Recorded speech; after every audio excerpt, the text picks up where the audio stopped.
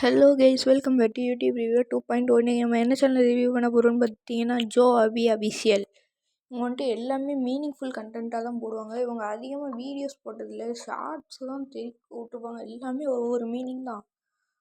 ஒவ்வொரு வீடியோக்கும் ஒவ்வொரு மீனிங்கும் தனித்தனியாக பிடிச்சி வச்சுருப்பாங்க. சின்ன குழந்தைக்கு கூட அந்த மீனிங்லாம் தெரியும்.